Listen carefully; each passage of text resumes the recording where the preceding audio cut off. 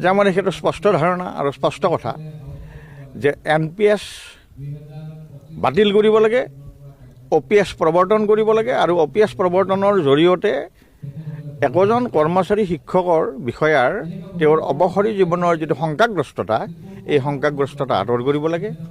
আৰু নিশ্চিতভাৱেই আজি আপোনালোকক ক'ব পাৰোঁ যে এই যিটো প্ৰতিবাদ, এই ব্যৱস্থাৰ বিকল্প নোহোৱালৈকে, NPS ব্যৱস্থাৰ বিকল্প নোহোৱালৈকে সদৌ অসম কৰ্মচাৰী পৰিষদে এই প্ৰতিবাদ, এই সংগ্ৰাম অব্যাহত ৰাখিব।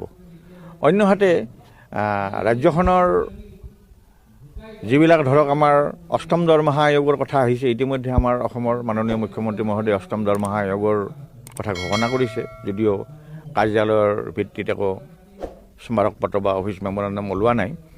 কিন্তু আমি আশা ৰাখিম খুব সুন্দৰকৈ যাতে কেন্দ্ৰীয় চৰকাৰে যি ধৰণে বেতন দিব, পে দিব, দৰমহা দিব, সেই একেই ব্যৱস্থা বুলি যাতে আমাৰ ৰাজ্য চৰকাৰেও গ্ৰহণ কৰে, এই কথাটোলৈ আমাৰ বিশেষভাৱে অনুৰোধ থাকিব, আপিল থাকিব।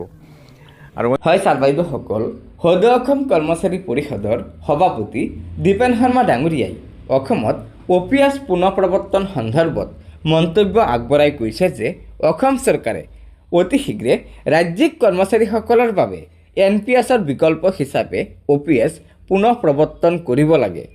যেতিয়ালৈকে অসম চৰকাৰে ৰাজ্যিক কৰ্মচাৰীসকলৰ বাবে NPSৰ বিকল্প হিচাপে OPS পুনৰ প্ৰৱৰ্তন নকৰে, তেতিয়ালৈকে এই NPS বিৰোধী আন্দোলন অব্যাহত থাকিব বুলি সদৌ অসম কৰ্মচাৰী পৰিষদৰ পৰা স্পষ্টীকৰণ দিছে।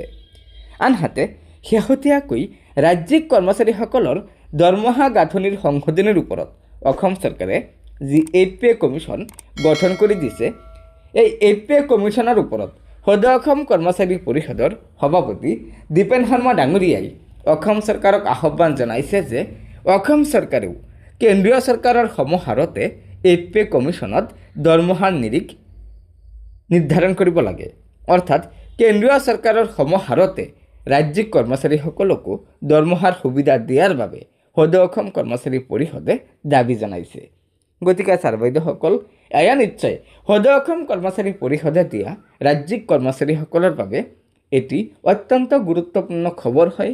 সেয়েহে লগৰ বন্ধুবৰ্গক ভিডিঅ'টো শ্বেয়াৰ কৰি আজিৰ এই গুৰুত্বপূৰ্ণ খবৰটো জনাই দিব আৰু নতুনকৈ অহা ছাৰ বাইদেউসকলে অনুগ্ৰহ কৰি আমাৰ এই চেনেলটো ছাবস্ক্ৰাইব কৰি ল'ব।